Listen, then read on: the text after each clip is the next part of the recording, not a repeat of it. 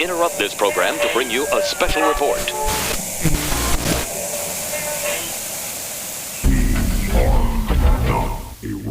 Hello, everyone, and hello, humans. Welcome to Not a Robot's Marvel Comics Weekly Review Show. Today, we're going to be talking about the special release, The 4/5s, X-Force 23, Amazing Spider-Man 73, Excalibur 23, Kazar, Lord of the Savage Land #1, Shang-Chi 4, Avengers Tech-On 2, with full coverage on Champions 9, Daredevil 34, and Defenders 2. My name is Kirk, and I am the Sorcerer Supreme of New Jersey, and I am joined by our lovely and esteemed panel of judges. We've got Brandon. In a world that hates and fears them, I have the mutant power to read a crap ton of comics. And Jessica. Hi, I'm Jessica, and if anything happens to Billy and Teddy, I will kill everyone and then myself. We're here to read, critique, and review Marvel's weekly comic releases without any interference from the publisher. If you like our show, you can find us on Twitter at NotARobotComics. You can find me on Twitter at Kirk Hopko, and Jess is there at Jessica Hopko. We answer show mail sent to notarobotcomics@gmail.com. And before we get going, I just want to say thank you to all of our Patreon supporters. They help us out with $1 or more a month. And thank you to all our listeners, too. You can like, download, and share our episodes, and we can get more listeners and bring you more of the content you love.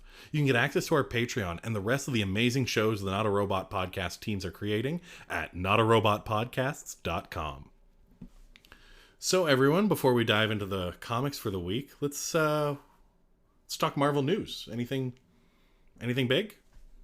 So the big one I wanted to talk about Marvel Comics is they included at the end of the issues the 4/5s.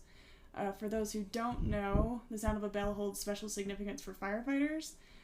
Their departments sound a series of bells when a firefighter dies in the line of duty to alert all members that a comrade has made the ultimate sacrifice. So the most meaningful series of bells is commonly called striking the 4/5s. So we see Spider-Man and Captain America in New York, and it shows a series of panels of different people who have been affected by the 9/11 attacks, and we are today recording on September 11th, so it was very cool that they included it on the ends of a number of the comics this week. For example, Daredevil, X-Force, Kazar, but it was on the ends of others as well. Mm-hmm. Yeah, it was a very touching comic. Mm-hmm. And a bit of a throwback, if you will, by having John Romita Jr., the artist on that short story, return to Spider-Man, because he, for those of you who may or may not know, did an issue of Spider-Man shortly after 9/11, Amazing Spider-Man 36, the Notorious Black issue, which features Spider-Man and the other heroes kind of reacting to the events of 9/11. It's a very touching issue, very emotional issue, and 20 years later, John Romita Jr. returns and kind of does I don't know if you can call it a coda, but just kind of a reminder of the tragedies of that day. So definitely a very touching story. Mm-hmm. Absolutely. Other news? We touched on it a little bit last week, but Brandon, Marvel announced their timeline of some big new releases over the next few months. Yes. Is there anything you wanted to add on those? We got a chance to tease it last week. Yeah, well, some more information has come to light about a couple of them.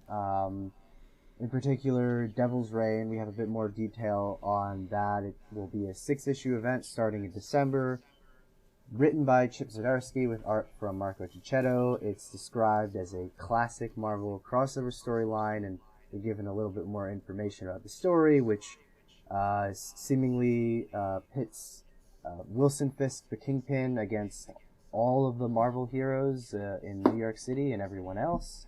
It should be pretty exciting, and I mean, again, I don't know. I've Kirk and I and the others in the Marvel Slack channel have talked about this a little bit, but while I want to be optimistic for it, I do have a little bit of reservations, just because the last time we tried a Daredevil themed event, it didn't really go that well.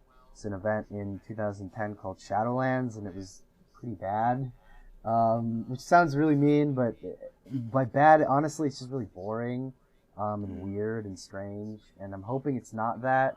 And I've heard people say, well, it's Chip Zdarsky, so it should naturally have that going for it. But I mean, the writer who did Shadowlands, Andy Diggle, is a pretty good writer as well. Did a fantastic Vertigo series called The Losers, and that didn't make Shadowlands any better. So I don't know. I like I said, I want to be optimistic for it, but it's kind of hard to get hyped for a Daredevil event. It just feels so out of the wheelhouse for the character. But we'll see. But anyway, 6 issues, starts in December. I would definitely recommend checking it out when it drops.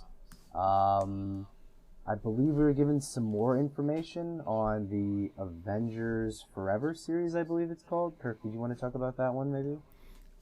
Yeah, they gave us some tease on how that's gonna shake loose and how we're gonna start seeing, as if in the aftermath of Loki, this is a surprise. We're gonna see a bit more of Kang's involvement in things. Of course. Sorry, I'm thinking of Timeless, not Forever. I'm on the wrong news. Well, that too. What else was announced on Avengers Forever? Oh, the new multiverse thing. Yeah, that was it. This is like something like that. Just giving us more detail.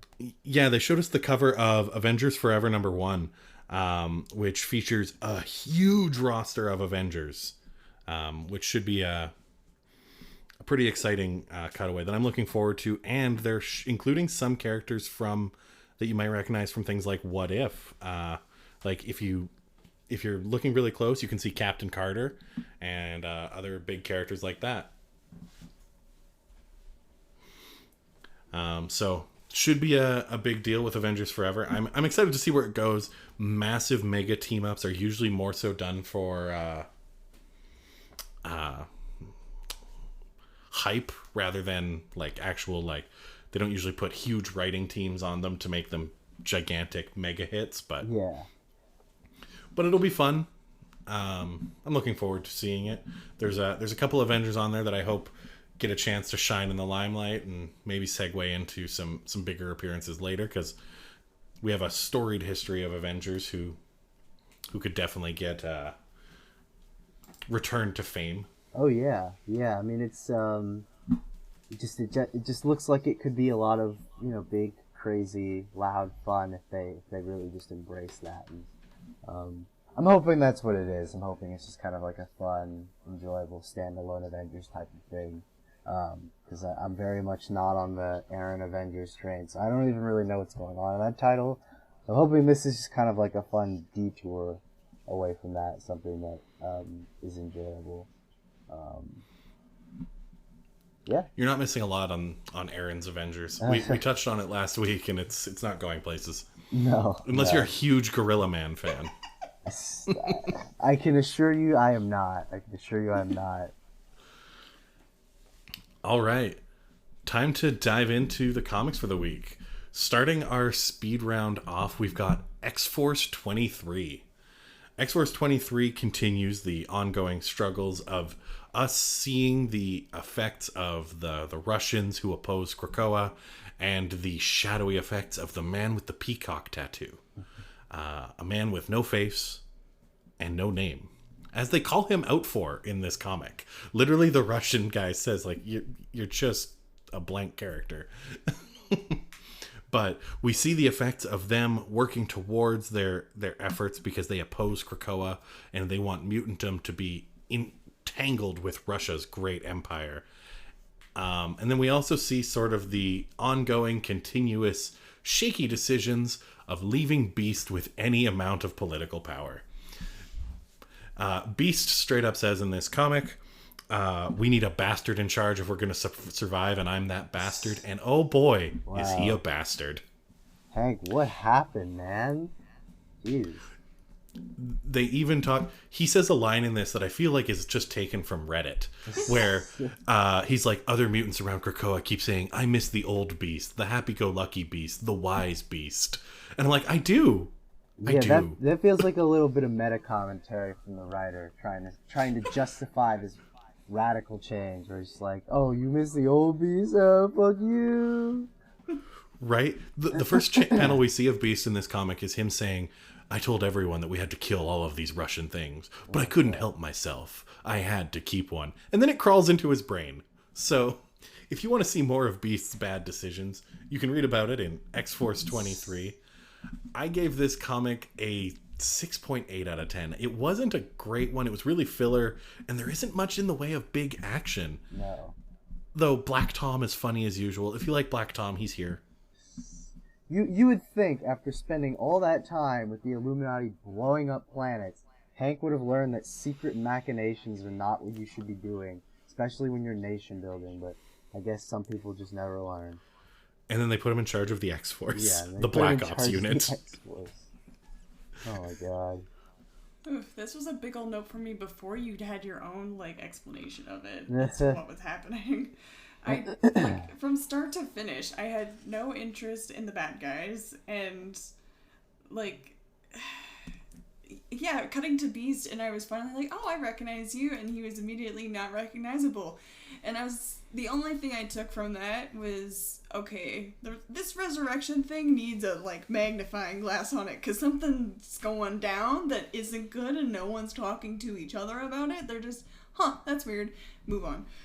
And I feel like that's definitely going to come up in a future thing that's going to be a big deal, maybe with Mystique and Destiny.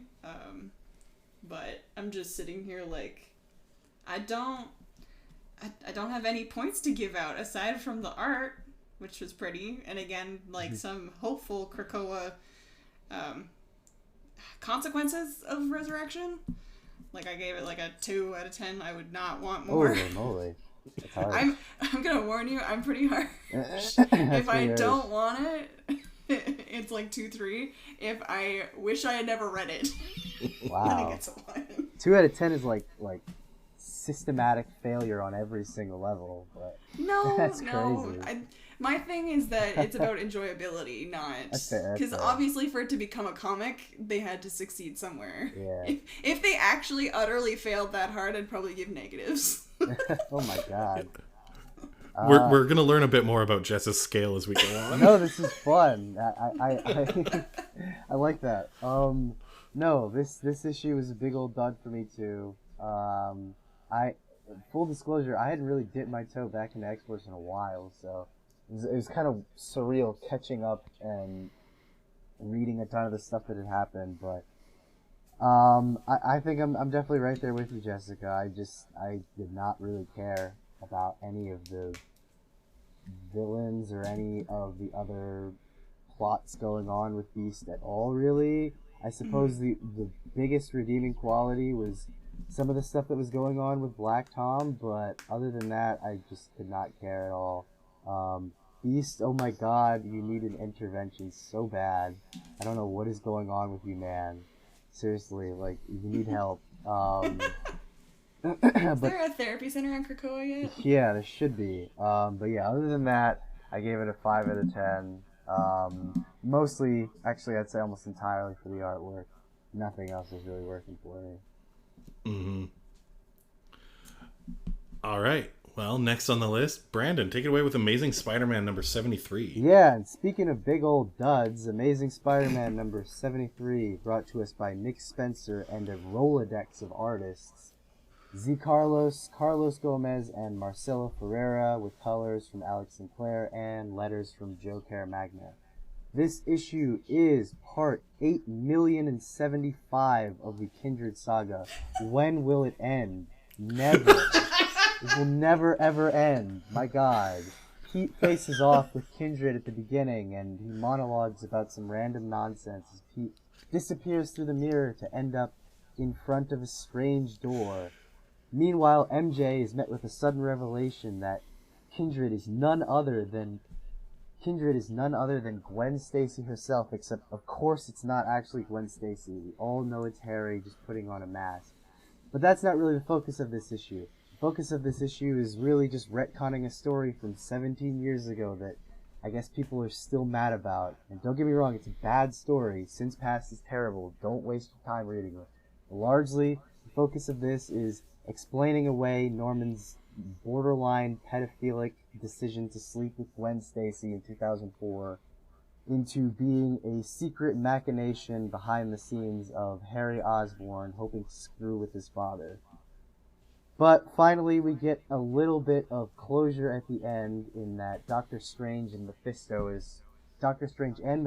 are finally going to get some clarity on how Pete's soul was actually corrupted. And hopefully get some answers before this run ends. With one issue, I highly doubt it, but we'll see, I guess. I'm so ready for this run to be done. Oh my god.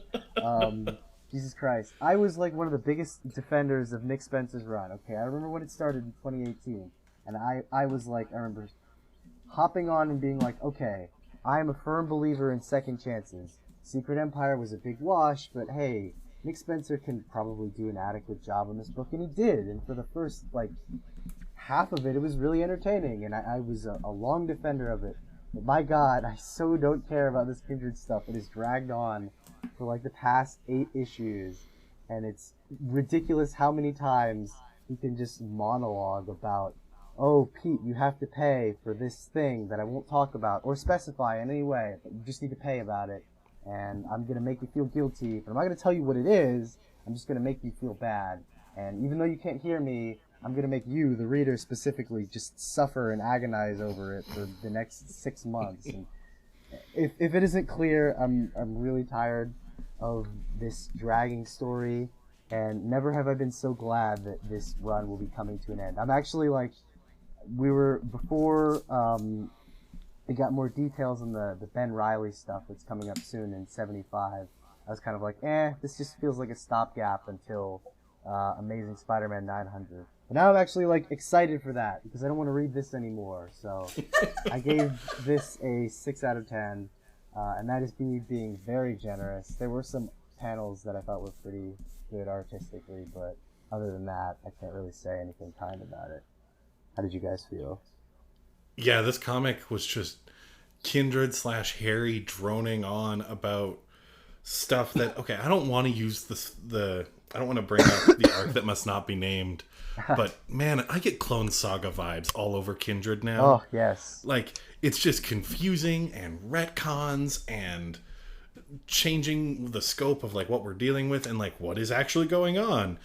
Amazing Spider-Man number 74 comes out in 2 weeks and is supposed to resolve all of this because Amazing Spider-Man 75 comes out on October 76 and is about Ben Reilly.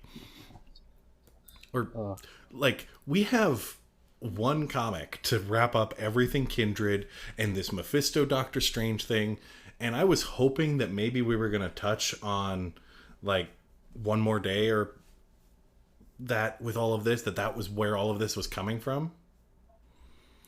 And I just don't think we have time. No, unless they can pull the greatest trick shot ever, I don't see how any of this is going to get resolved in time. So, comic newbie time for a second. A lot of this is the same stuff that was in Sinister War. It's Kindred and Doctor Strange. Are the two comic runs happening in the same world, in the same stream, in the same time? Yes, so the Kindred storyline was told through the Amazing Spider-Man comics as well as the Sinister War comics.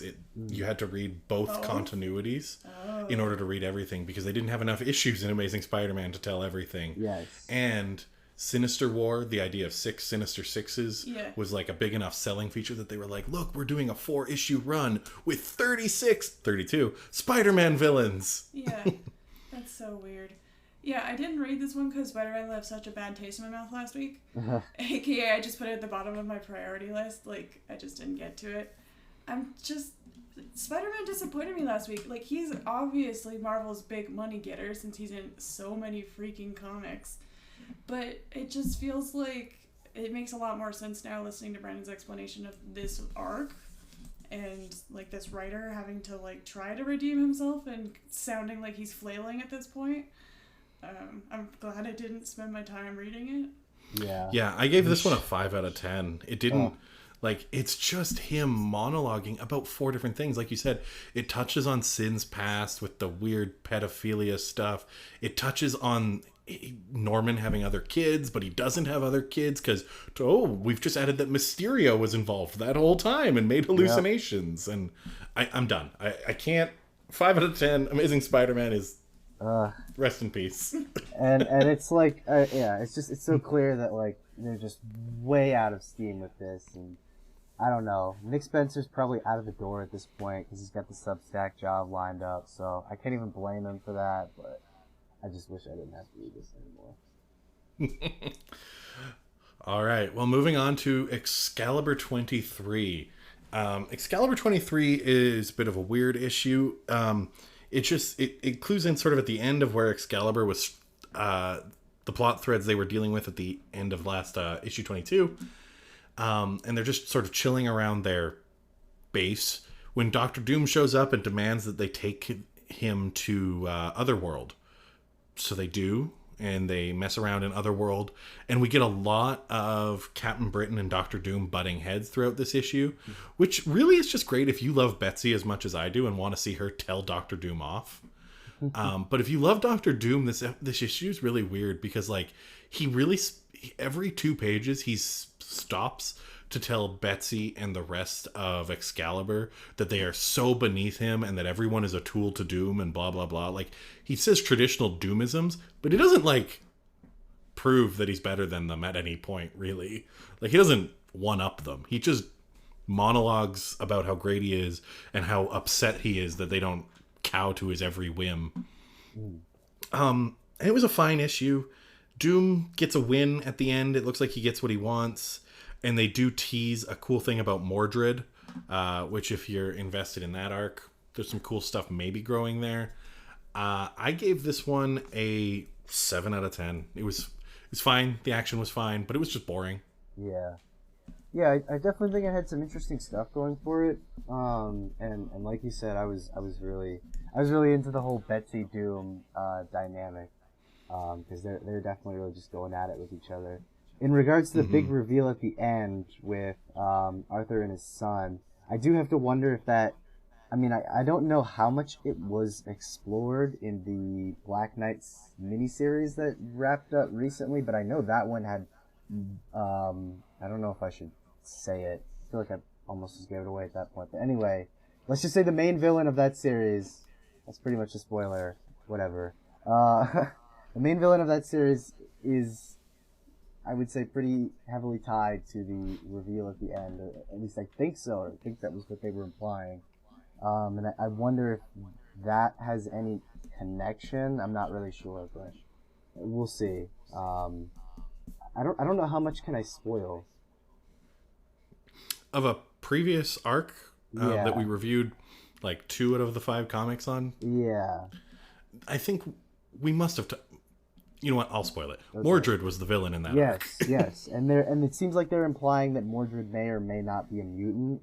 I mean, they say he cast out his son because he is one of us, but I don't know if that would contradict what was going on in that series, just because he was like hunting for like the Ebony Crown and all that stuff, and if he was a mutant, I don't know. Anyway, point is, I wonder if that has any connection. If it doesn't, who cares? But if it does, I'm just curious. But other than that, I thought it was fine. You know, I didn't hate it, and I thought them just kind of venturing through Otherworld was pretty cool, and stopping by the Crooked Market and talking to Madge and Jaspers and all that stuff was pretty neat. So I gave it a 7.5. You know, I didn't have a bad time with it. It's just kind of okay. I didn't read this one. Oh, sorry, I thought you did. That's okay. But I can talk about the next one. All right, let's move on to Khazar, Lord of the Savage Land. So this is my first #1 issue. Oh, what a start. Wow. Jeez. Okay, so for those who don't know, Khazar, aka Kevin Plunder, has recently been resurrected and needs to reconcile with himself on how his body and mind have changed from that ordeal as he's raising his son in a land that needs protection, not destruction. Meanwhile, there's like dinosaurs and all this other crazy stuff going on. So for me, it was a world I've never been to before, and I have heard of. Like, I've heard of the Savage Lands before, had no idea what it was. This comic had like a little map, and it explained a little bit of history on Khazar, And then he's immediately talking to his wife, and she's a badass. Like, she's made this new fabric. I'm like, heck yeah, you go, girl. Shauna the She-Devil is amazing. Yeah, and then it cuts to his son, who's like a typical like tween age, like, you can't tell me what to do, and thinks he's the shit, and he's not. So I was like successfully intrigued, because also I think his son is like sexting a robot or something. I'm not really sure what that last panel was, but I'm like 100% intrigued, which I did not expect from this. I was looking at the cover and I was like, oh, I'm gonna hate this. It's gonna be all like manly macho, like all these different things. But then it explained that there's this like weird blight happening to the monsters in this like kind of prehistoric and untouched land. So if it is any kind of allegory for like environmentalism or anything like that, I'm very curious to see how it goes from here. Maybe it is because it's my first like number one and it's like setting up plot, whereas all the other ones I've kind of entered in the middle. But I gave this one like a 6. Like, I'm genuinely like looking forward to the next one, which I didn't expect when I looked at the cover. Man, a 6 is you looking forward to stuff. We're learning lots about Shang my today. God. I know. I was so shocked. I was like, really? This one? But I have higher ones coming up too. All right, yeah, I don't have a lot to add to that. It's a good intro issue. I am curious about what's going on. I love Shauna. Kazar is actually sort of like my. If I had to pick, like, I prefer stuff about Shauna rather than Kazar. She's just a cool character. She's a badass. Yeah, I gave this one a 7.2. You and your points. I don't get it. Yeah, Kazar's an interesting one. This one's always going to be a hard sell for me because Kanar. I was trying to say Kazar and Conan, but I just combined them into one word. I'm sorry. Yeah, Kazar is kind of in the same vein of Conan for me, which they're very, testosterone-fueled kind of power fantasy characters. So I didn't have a ton of interest in this one, but I think it was kind of fun with its family dynamic, even if it was a little bit, I don't know, cliche in the portrayal of the rebellious son and that whole thing, but I think you could do a lot worse. It was fairly inoffensive, and I think it was just kind of a nice, enjoyable side read. So pair that with, I think, some pretty good artwork. I mean, it's definitely very vibrant and very colorful. So I'd probably give this one a 7.5 out of 10. Just kind of a nice read.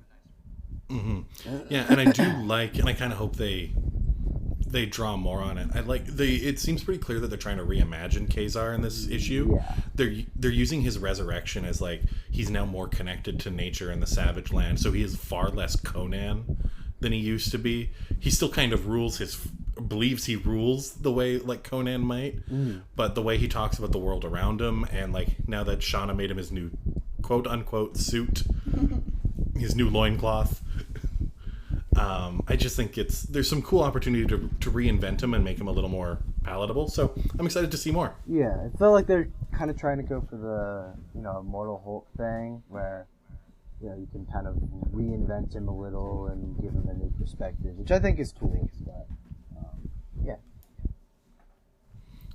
All right, Brandon, let's go over to you with Shang-Chi number 4. All right, Shang-Chi number 4. Not a ton to say about this one, which is good because we're in our lightning round, but basically this issue revolves around Shang-Chi's quest to, I believe, find his sister in the negative zone.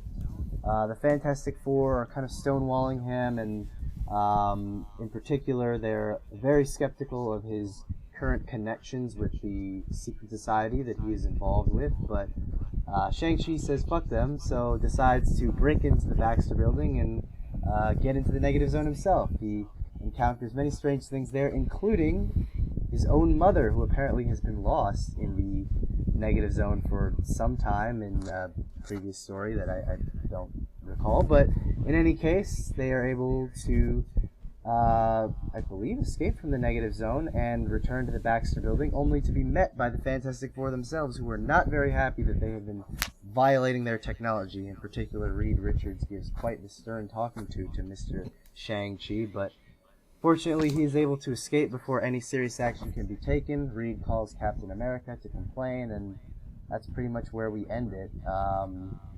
I thought it was neat. I don't know. I don't have a ton to say. A lot of this issue just kind of revolves around him reconnecting with family and also fighting with the Fantastic Four, which, I mean, that is what is advertised in the cover, so I can't really say that I wasn't delivered what was advertised, but as for how much I care, not a ton. I think the artwork is really nice, it's really fluid, and I don't know who's coloring this, but they're doing a phenomenal job with just the way that some things are lit, and the way I think it's like smoke is drawn. It's just really incredible, and it compliments the art team for really carrying this issue. But in terms of the story, just not a lot there for me, so I gave this one a 7 out of 10. Mm-hmm. Yeah, this issue, all the art credits go to Dike Ruan, and writing by Jean Luen Yang, but there's no other art or coloring credits listed here. Yeah, with this one, so I'm just gonna touch on something briefly. I feel like it's a shame that this comic has come out. It is the first comic with Shang-Chi on the cover to come out post the release of the movie. So if you were a fan who saw that movie and loved it, and then you were in a comic shop a week later, this would be on the new release shelf, and you might be tempted to pick it up. And I don't know that this is a great place to start with Shang-Chi. No. This run has been neat, but this run focuses heavily on... At the end of the Shang-Chi's last run, he became head of the society, the Ten Rings, essentially, the criminal organization. And he's trying to make it good from the inside, but it is still heavily involved in numerous criminal enterprises the world over. And the big struggle, and that they've been playing up every issue, is he doesn't want to tell the Avengers he's in charge of it, because that makes him kind of a bad guy, because he hasn't stopped all the bad it's doing yet.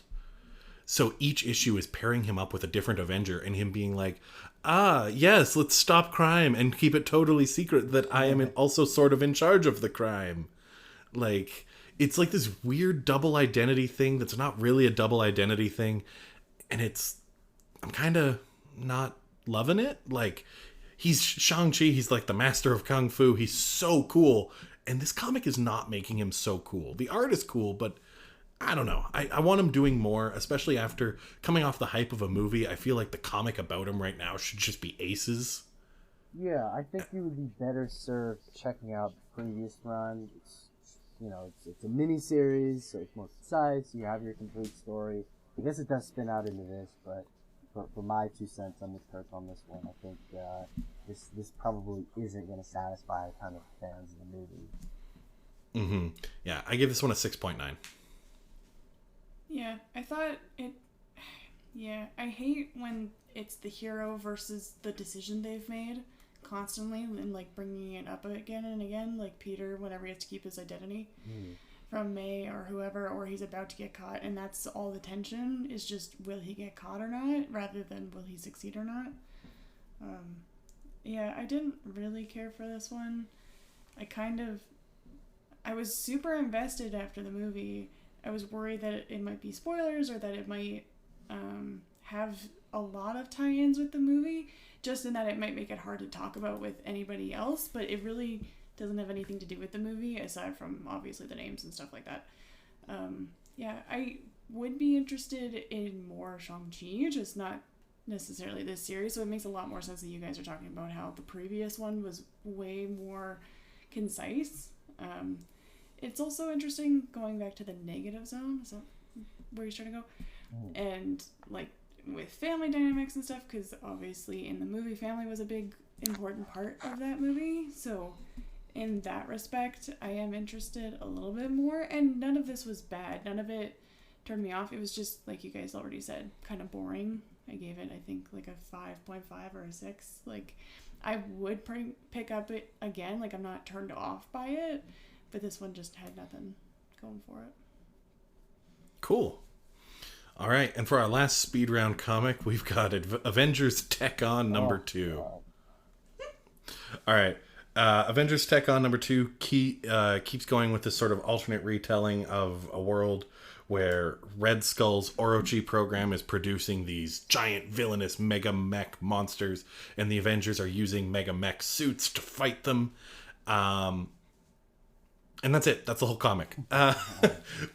We get Mega Mech Venom showing up in this comic, and Mega Mech Spider-Man gets called on to be the main guy who deals with that. And then at the end, they tease that the next one is infused with cosmic radiation, and we get Mech Loki. And that's it. That's the whole book. Oh, wow. That sounds interesting.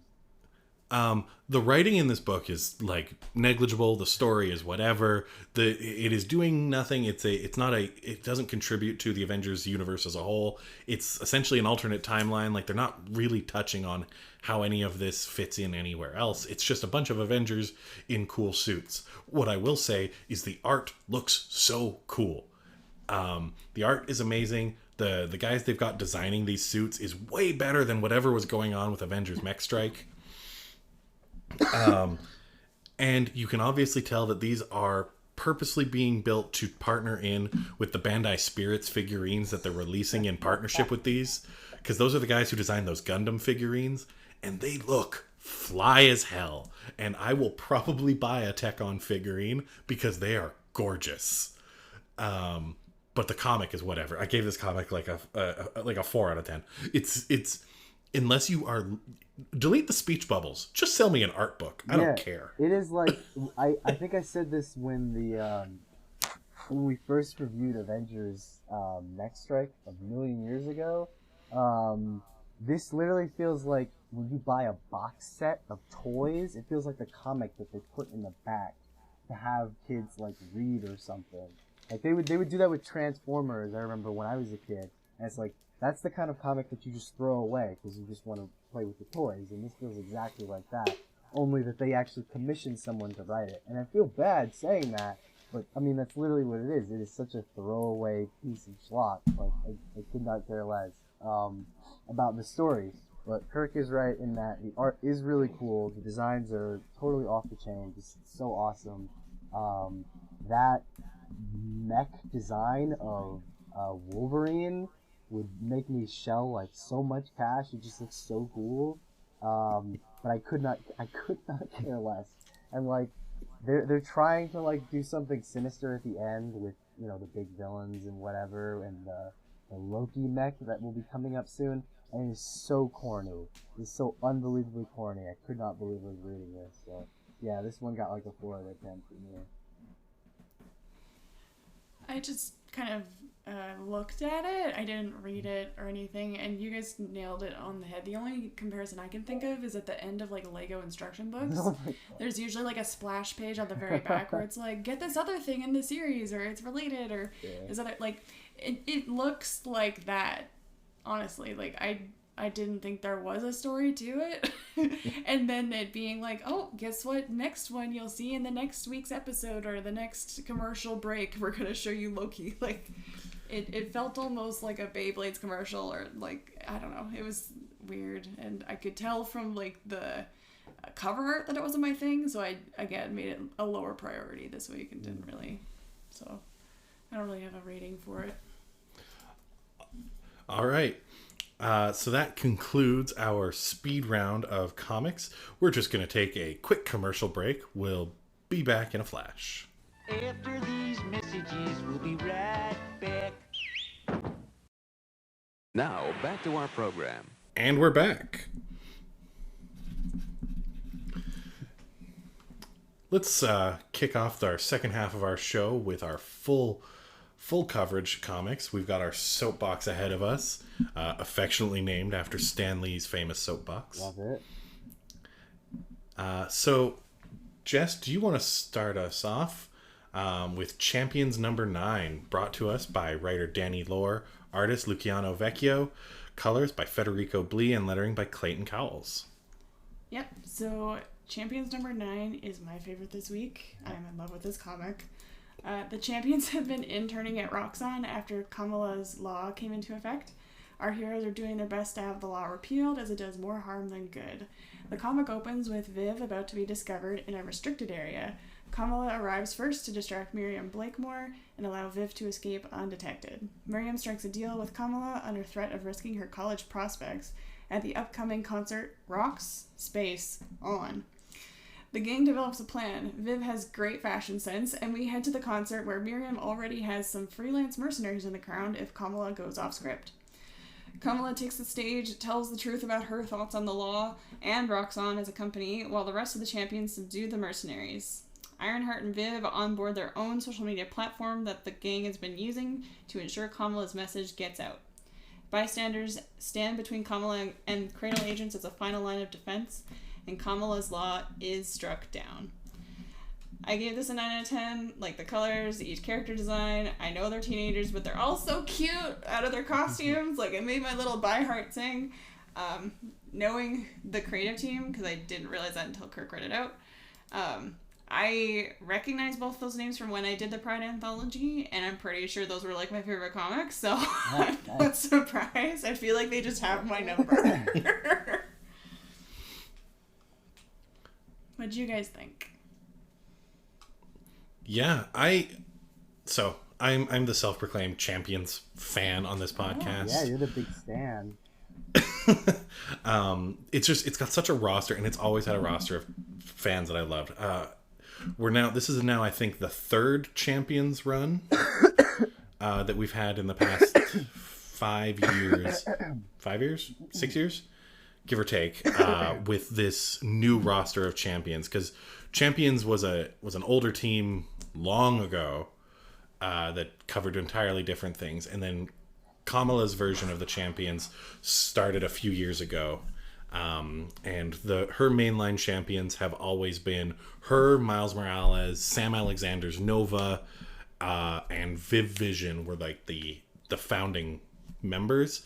And then Amadeus Cho, Ironheart, Snowguard, and the Wasp, they've been some of the... Oh, and Dust have been some of the additional members that we've added since. And they've all been aces. Like, I'm an Amadeus Cho fan. I'm a Kamala fan. Miles Morales is great. Sam Alexander Nova is so fun. He's such a doofus, and I love him. In this comic, I wasn't sold on the Roxxon Killer App mini arc that we got in here over the last little bit. Like the end of the first Champions arc in this was like a really good with like them running from Cradle. It was Champions Outlawed was the arc. Yeah, I love that arc. Outlawed was great, and I hadn't been sold on Killer App, but it was a good finale that we got here. We got Kamala really like letting them have it about how she really feels about Kamala's law, and like we get to see some good resolutions between Viv and Ironheart. They've been fighting for a while about because Viv betrayed them during Outlawed, and like, so there was that. And Sam sort of threw Kamala under the bus by forcing her into the internship. Like there's been a lot of drama lately that these kids have been going through, and this really popped those bubbles in a good, satisfying way. I liked it. The only thing that I wish it had was a good old fashioned like Champions. Let's beat some shit down. Yeah. They did. There were so many of them who were grabbing the mercenaries. But the way they did it was like Wasp knocked over a guy who wasn't expecting to be knocked over. Oh. And then the kid who can make the portals just kind of like drops someone. Like it was them dealing with villains, but like the cover of this issue of Champions is Kamala, Miles, and Sam just railing on bad dudes. And that's fun. And we didn't get that in this issue. And that's my only complaint. Because they're fighting social issues, not villains. Yeah. They can do some punching too. But I am reading comics for punching. That's Tights and punching. That's fair. But no, I enjoyed this. Brandon, what did you think? Yeah, I was kind of on the same boat as you, where I really dug the Outlawed arc that they had done. I was never really the biggest fan of the Champions, just because I don't know. I was kind of like, yeah, I'm a Teen Titans kid. Like I don't really need to read what I perceive to be the Marvel knockoff. But they relaunched it with the with the Outlawed arc last year, and I just kind of jumped on. Because I'd read the one-shot, the Outlawed one-shot they did. I was like, oh, this is really good. I'm going to check out the series. And I really liked that one. So once that ended, I just kind of stayed with the series and wanted to see where it was going. And it started a little shaky, but I think over the past 2-3 issues have been really good.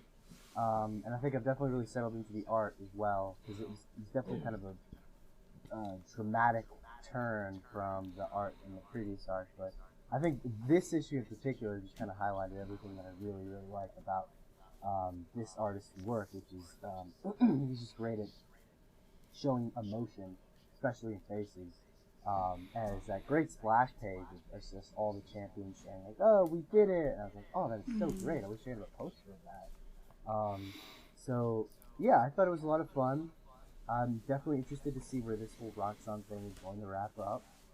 I am a little worried because this thing says to be concluded, and I don't know if this series has been solicited past issue 11. So I'm hoping that it's not on the chopping block again, because honestly, at this point, it's going to feel like a curse of the champions where the series cannot survive past 10 issues, which is sad, but we'll see. But other than that, I had a pretty fun time reading it. So I gave this one an 8 out of 10, actually. Mm-hmm. Oh, I give this one an 8.2. I enjoyed it. It was a really good issue. Not the greatest Champions issue, but that's not a sin. That's just I have diligently read everything with the word Champions on it for the past few years now. Have you read then this old Champions? Question 75. You know what? As of next week, I bet I will. Just so I can have an answer to that question. Yeah, that is a weird ass book. Let me tell you. Yeah, but no, it was good. 8.2. And then I think the only complaint that I have, and this is just because of who I'm a fan of, and it's always a bummer, is when they've all won and they're celebrating, my Amadeus Cho watch bings because he shows up to be like, yeah, we did it. It's like, where were you during the actual problem, bud? Like, in previous Champions arc, he had such a cool relationship with the rest of the champions. He's kind of their funding line. Like, the spaceship that they use as their mobile base is his ship. And he's got a really great relationship with Viv as she's been coming into terms with her sexuality. And, like, he was romantically attracted to her and then realized that that's not what she was going for. And he was super supportive of that. It was really good, like, young founding sexuality story. Yeah. And they've dropped him like a bag of hammers in this run of Champions. They're just not using my boy. Yeah. It's like that. And it's like that joke with X-Men fans where it's like, people love reading the X-Men because they all wish that their favorite character in that team can have their own solo title, but doesn't, so they'll just read it for that character. Right? Yeah. So. Hashtag Nightcrawler. Exactly. Hey, he's got his own run right now. No, I know. Well, and that's, I mean, and I bet right now every X-Men fan is dreading making those monkey paw wishes now that there's like 14 separate X-Men runs going on. No, it's like in the days where it was just uncanny. It's like, all right, we have a bunch of Nightcrawler fans, or Colossus fans, or Kitty Pryde fans, or Storm fans, or Cyclops fans, and they're all reading it so they can find that favorite moment where their character does that thing.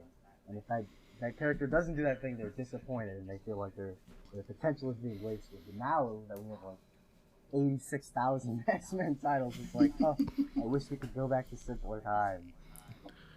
Though, speaking of, and I hope this doesn't send us off on a tangent.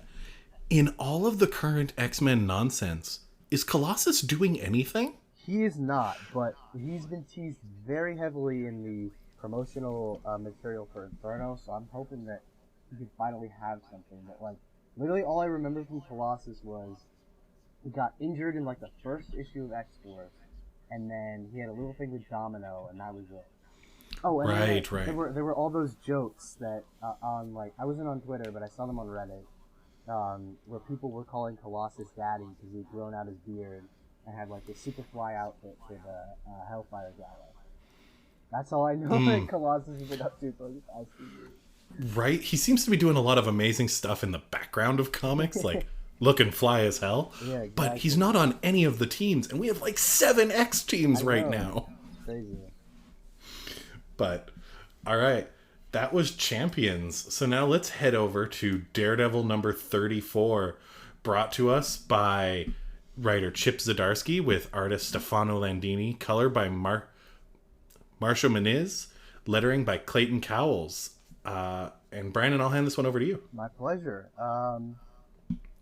Excuse me. This issue continues the lockdown story as Matt Murdock is in the midst of a rebellion in prison, or I guess is sort of leading the charge as the ringleader, and is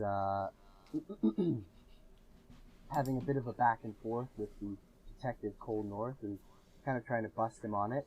Meanwhile, in Hell's Kitchen, Elektra is on the hunt for the mysterious bullseye. You guys want to help me on the plural for that one? Cole's de Sac. Oh, yes. Bullseyes. Anyway, she's on the hunt for that, trying to make sure they're not causing any more havoc. Cut back to prison where Matt and Cole North are fighting over the usual stuff of Matt being a sad sack and not willing to help out the city, and Cole in cop fashion trying to have him serve law and order and do the right thing. And of course, Matt is being obstinate as usual, but finally decides to take some proper action and fights against some of the guards. Elektra is still on the hunt, trying to find the mysterious bullseyes and trying to narrow them down, but decides that she is going to need a little bit of help, and that help is going to come from none other than, I believe, Typhoid Mary, who, in the midst of Times Square, is going to help them take down some of the bullseyes. Full disclosure, for the next, I guess, 2 issues, that being Daredevil and Defenders, I'm not going to give the best summaries of my thoughts because I was a little under the weather while reading these, so I was reading them while I was taking cough syrup. So in one issue that really helped, but in another issue it left my brain kind of scattershot. So if I missed any important details, as I always say, please feel free to call me out on Twitter. I'll never see it, but you can do so anyway. But from what I remember, I did enjoy this story. Just kind of continuing the whole Hell's Kitchen, Bullseye's narrative, and Matt and everything in prison. It's just really fascinating stuff. Great character work from Zdarsky as usual. And, it feels like, because I'm on so many comic channels, it feels like every week or every other week I'm reviewing something from shit, whether it be from DC or Marvel or Image. So I'm getting like my fill of Zdarsky these days, but it's all in good taste, so they're all in good fun, so I'm enjoying it. But I gave this one an 8.5. Still really just interested in this arc, and hopefully it wraps up in a way that isn't too rushed or anything. This makes the transition into Devil's Reign in December. Yeah, so I liked Daredevil 34 quite a bit.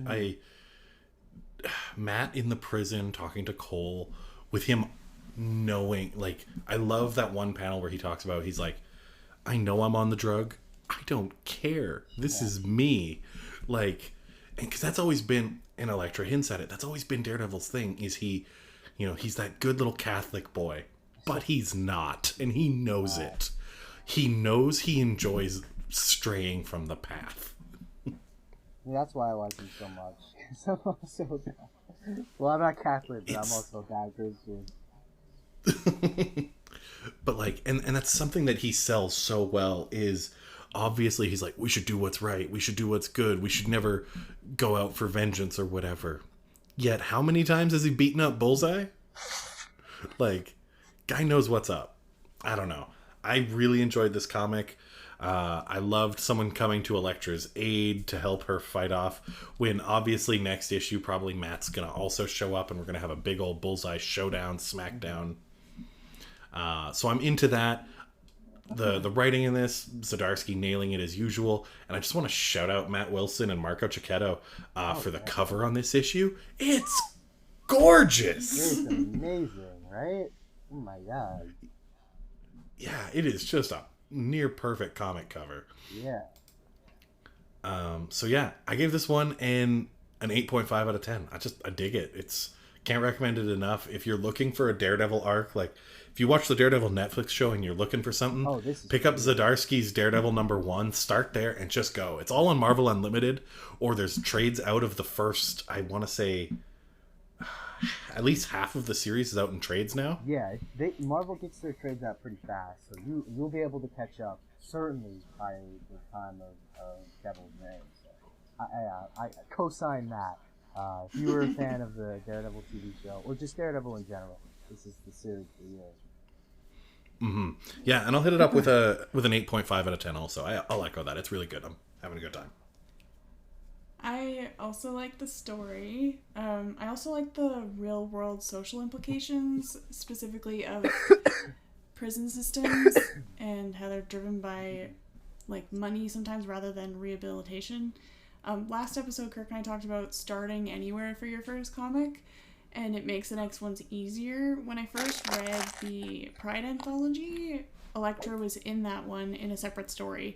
But as Daredevil, and I was very confused. I asked Kirk about it. He showed me a comic that was recently out from this series. And Matt was just going into prison in that one. So I jumped into the middle of that, was very confused, and was like, okay, that's weird. Why is Matt going to prison? So now, though, reading this one, I've missed comics in the middle, but it made this one a lot easier to understand. And so, kind of echoing what we said last week, pick up a comic anywhere and it'll make it easier going forward. You won't always know this big backlog of different runs or different arcs, but you can enjoy the one you're currently writing, is my recommendation. Yeah, no. So, go ahead. yeah. No, that was basically. Yeah, no, I also co-sign that. Because that's the thing that I love about comics, where it's like, you can kind of jump in the middle of the story, and it might seem like craziness and madness going on, but if it's well written enough and intriguing, it can more often than not persuade you to, kind of go back and check out the full story. And I think that's really one of its strengths, in that it should be able to entice you from any issue, no matter how far along, and hopefully help you pick up the rest of the series. So I definitely agree. Yeah, I gave it an 8 out of 10. It was really good. I am looking forward to the next ones.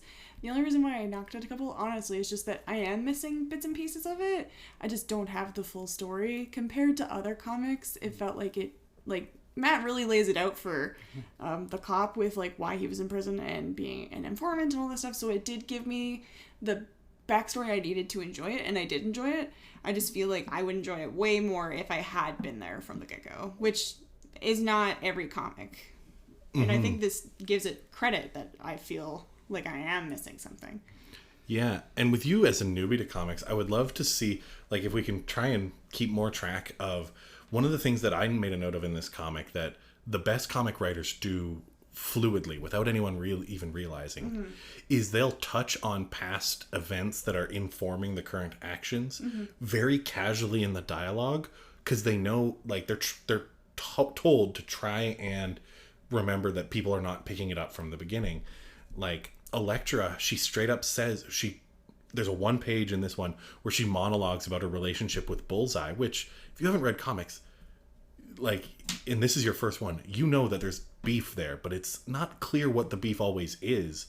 But her spelling it out, Bullseye, the guy who never misses, who's killed countless people, it eats at you that you killed me and I still walk. Yeah.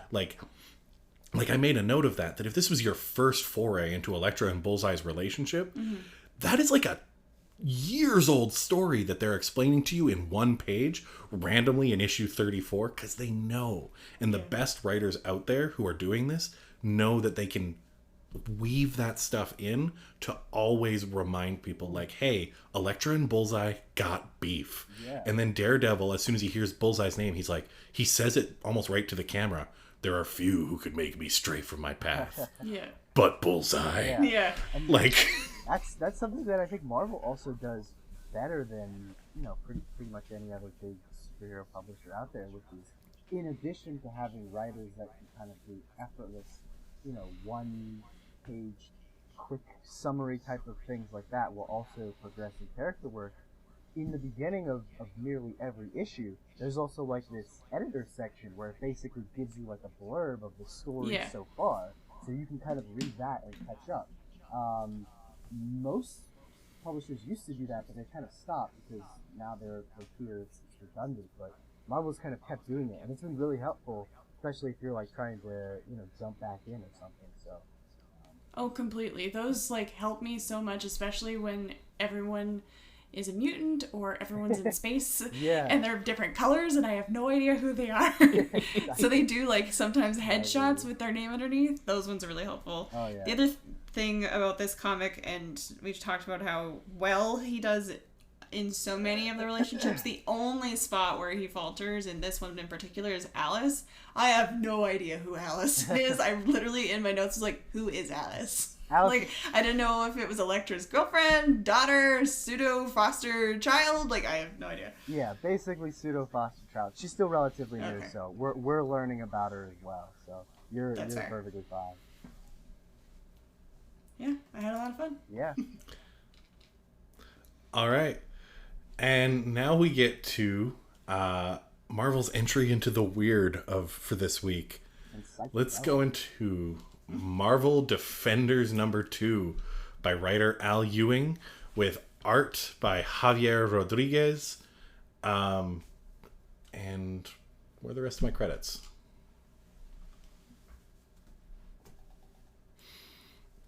Sorry, I'm missing credits on my my notes here. Apologies. But anywho, I will summarize that while I pull up the credits elsewhere. This continues where Defenders 1 left off in the Defenders, our current roster of the Defenders, which we have only seen the beginning of with Harpy, Strange, Silver Surfer, the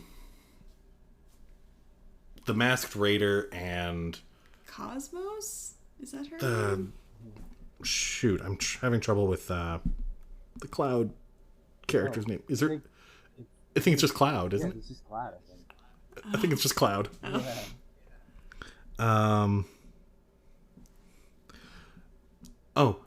The only credit I was missing, it turns out, was lettering by Joe Caramagna. But so they're thrown back in time to the timeline before our timeline, to continue their quest through time, and Doctor Strange is now in a world where magic is beyond his control, and he's come with sort of his ragtag team, and they're teasing who it is that the Masked Raider might be in this issue.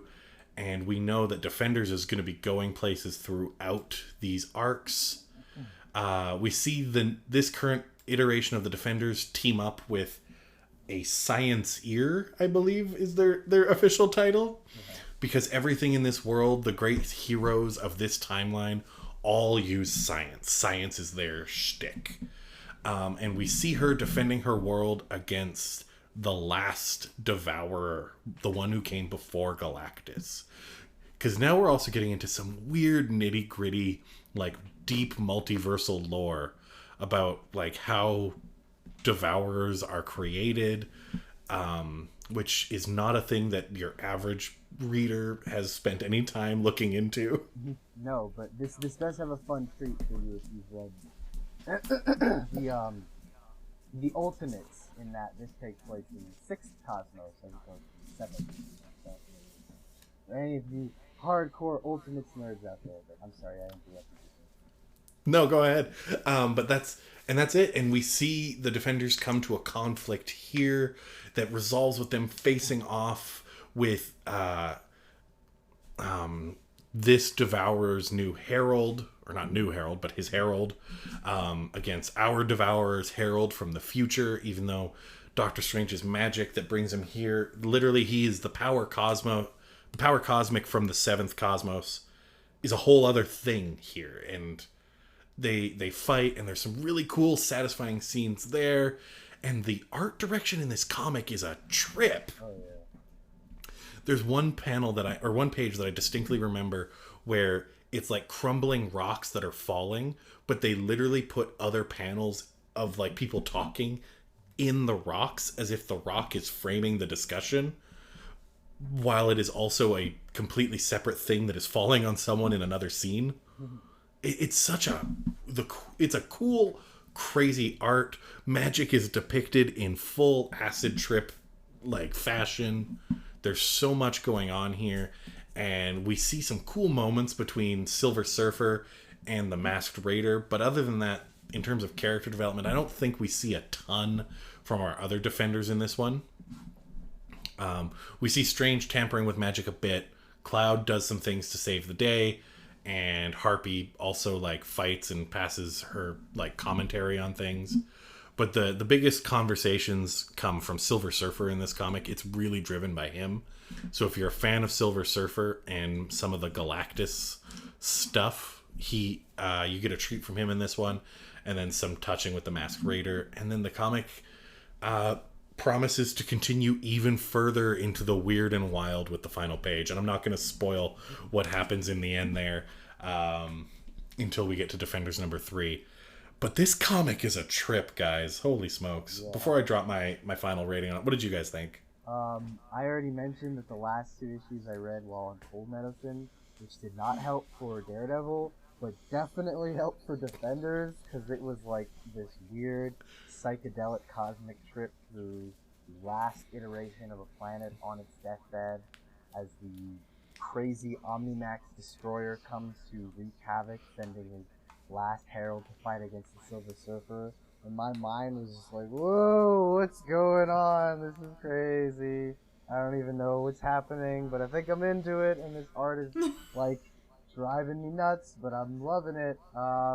But looking back with, I think, a little bit more clarity, I did really enjoy it. It was a lot, and I think it's great to also analyze it from, maybe a newcomer's perspective. And Jessica, I'm interested to hear your input on this as well, because I feel like this could be a little bit overwhelming just in terms of some of the explanation aspects of it, because even I could feel like I was being a little bit overwhelmed in how they were really trying to explain a lot of this stuff. But overall, I would say I had a pretty good time reading this one, and I really loved some of the internal monologuing from Silver Surfer, especially as he's kind of talking about how this version of reality almost mirrors that of his in the Seventh Cosmos, where he is the Herald of Black, obviously, and now he's facing a older iteration of the Destroyer and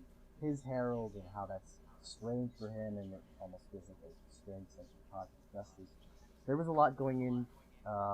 There's a lot going on for this one, and I definitely appreciated that. But I can see how there were aspects of it that felt kind of overwhelming.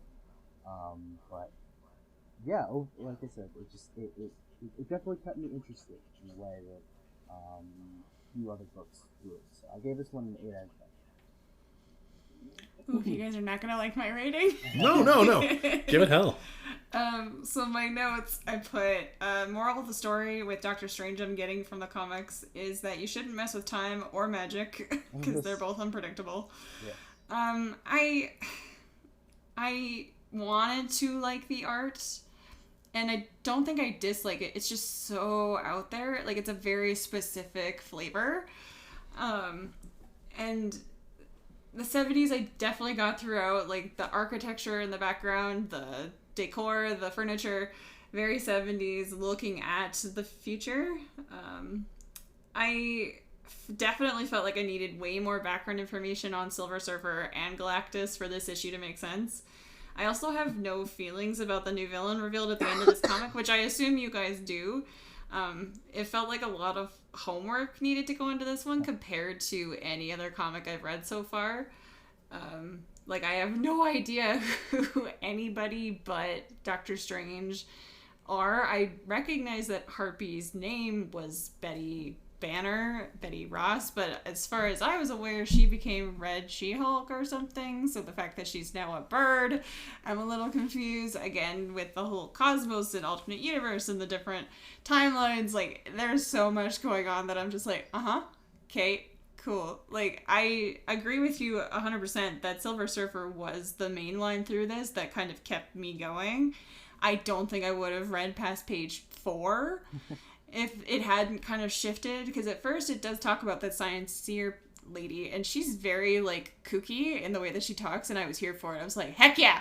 Oh, yeah. But then they get back to her place, and it shifts away from her and Doctor Strange making googly eyes, and shifts towards Silver Surfer, and I was like, oh, okay, well, I don't know how this... And there were specifically one panel where you see Masked Raider reflected in Silver Surfer, and I thought it was such a cool... like art moment that I was like, ooh, okay, keep going. Like, there are definitely pros to this one. I saw most of the cons because I just don't know most of this history that it is trying to touch on, and so it went way over my head 100%. Like, I gave it a 4 out of 10. I'm not mad at it. I just genuinely feel so lost that I don't think I could pick up the next one and understand what's happening. Yeah, and it's definitely something that I think is totally valid with the Defenders, is like, when people say they're worried about picking up a comic in the middle and not having any idea what's going on, Yeah. this is actually one where I think you wouldn't have any idea what's going on. Mm-hmm. Yeah. Like, I think it's just because this one is just so out there. Because there could definitely be ones that are more grounded, kind of like Daredevil, that would encourage you to go back and check out the rest of the catalog. And then there are ones that are just like so bizarre, like Silver Surfer fighting Omni-Max, where you're just like, alright, that's it. It's too much. I don't even want to like try and figure it out. And you would be perfectly justified in that. There's a lot of things.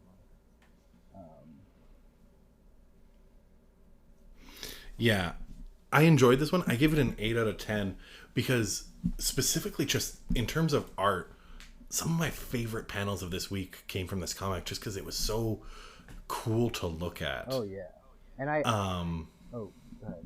No, go ahead.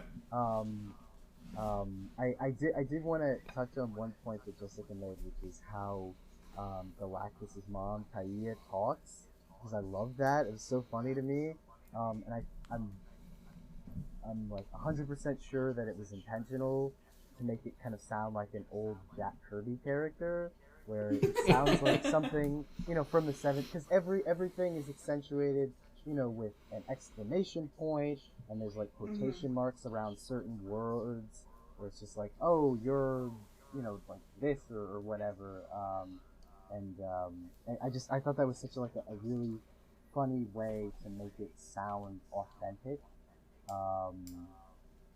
So I feel like it has a lot of interesting aspects to it in its construction, but it's definitely not new reader friendly, and that's kind of tough. Mm-hmm. Although I did think it was funny that there were quotation marks around maximum power. I don't know why, because Taia says the Mother Cube's already at maximum power. I was like, why are you? What are you trying to say about maximum power? Oh, that one reminded me of my grandma when she writes like letters or in cards and stuff. She'll just put quotations around weird things. I'm like, Grandma, you don't need to put quotations around Walmart. It's just Walmart. Yeah, it's just a word. You don't oh man. Well, that's the thing. At one point, she had never written me a letter before, but she wrote me one, Jess's grandmother, and she put quotation marks, I think, around the word park. Like they went to fly kites at the park. Yeah. And I'm like, is this code? Yeah, like, are you implying something? Like, I don't... What? Anyway. I think it comes from a place of... I don't know if they were taught to use quotation marks more often in the 70s or maybe. What it might be, but... Yeah, maybe. And yeah, her weird emphasis on all these different words. Yeah. But yeah, no, I enjoyed this comic, and I'm looking forward to it because I'm wondering how they're going to tie in, because they teased who was going to all be on the roster of Defenders a while ago, and we've really only seen a couple of the people who were part of that tease so far. Like they showed us that it was going to be Surfer, Harpy, Cloud, Strange, and Masked Raider. But the original tease, I remember, also had Namor, Beast, Valkyrie, Moondragon, and Hulk on it. So I'm curious to see those. Yeah, I hope they find a way to have it soon. But yeah, it's gonna be weird when we cover Defenders 3. Expect more weirdness, but I'm into it. I also found this one, it was a weird way they did it. The blurb that they tease that they used to say the story thus far.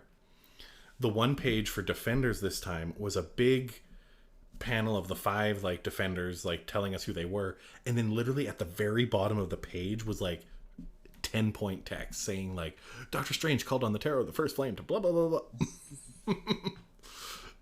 It almost felt to me like the newsreel at the bottom of the news, you know what I mean? Where it just moves along at the very bottom where it's da, da, da, da, da, da. Yeah. All right, well that's the last comic on our list today. So why don't we sound off on our favorites and our least favorites and our favorite moment of the week. Jess, do you want to kick us off? Sure. I would say my favorite of the week was Champions 9. No surprise there. But I think my favorite moment was that reflection of Masked Rider and Silver Surfer. Because it's been a while since I've done a ton of creative stuff. We live in an area that doesn't have a huge art scene, also COVID. And so anything that is super artistic, speaks to me. And so it took me, a long time to realize that I enjoy being creative as often as I can. And so seeing something that I find inspiring or that I find not revolutionary, but new to me, I guess. So that's my favorite moment. My least favorite of the week out of what I read. Oh man. I just was not interested in X-Force. Again, with Mikhail and the man with the peacock what a stupid name. Ugh. I had no interest in tiny little men that might live in my brain. That's a nightmare that I didn't need. So thanks for that. They're called nesting dolls. How dare you? I don't want a nesting doll. And ever now. All right, Brandon? I would say my favorite this week had to be Daredevil, number 34. But my favorite moment, it was tough to choose because there were so many I wanted to pick from Defenders because this was a just incredibly vibrant book. But I had to give it to, there is a panel where, it's hard to even describe it, but Omnimax is commanding Carlo Zota, the herald that he's commissioned, I guess, to attack Silver Surfer. And he almost looks like this eagle in a sense, and he's saying I can destroy you, and it's crazy. And just the color and vibrancy on that is out of this world. So I mean, there were a ton of panels like that were in this issue, but this was the one that really grabbed my eye. Was that the panel where it showed Carlo Zota 3 times because he was moving closer to Camera. He was flying inward, so you see Carlo Zota at the top of the page, the middle of the page, and the bottom of the page? Yeah, that was it. Yeah, it was such a cool panel. Oh, yeah, just incredible. And least favorite? Least favorite probably had to be, and this will come as no surprise, Tech On number 2. I don't even have anything else to say about it. It's just nonsense on a page. It's art. See above. Yeah. Mm-hmm. Yeah, my favorite of the week was also Daredevil. I loved that one. It was a good comic. Really happy to do there.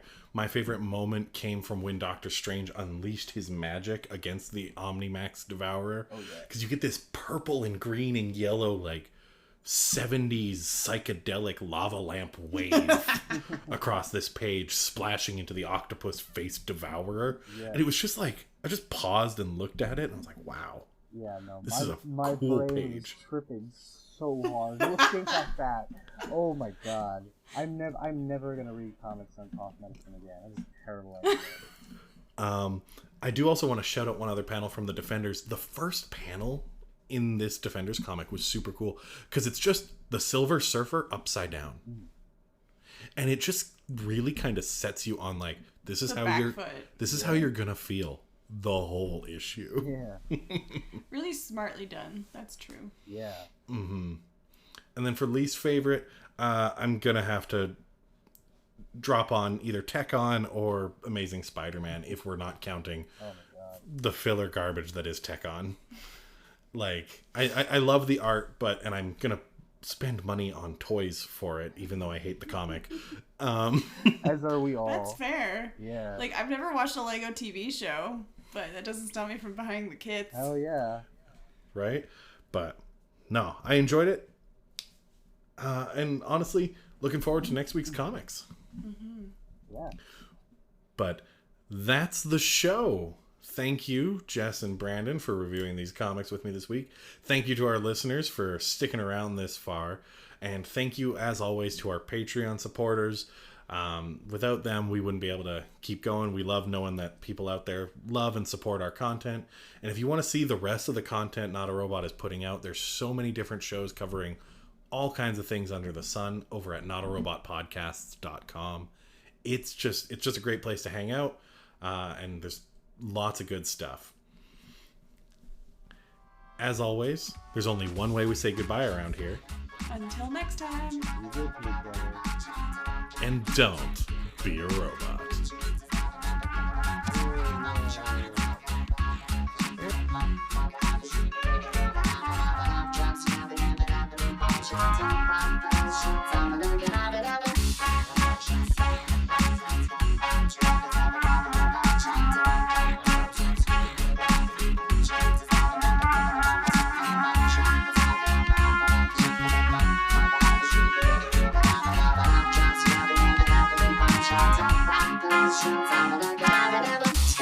Just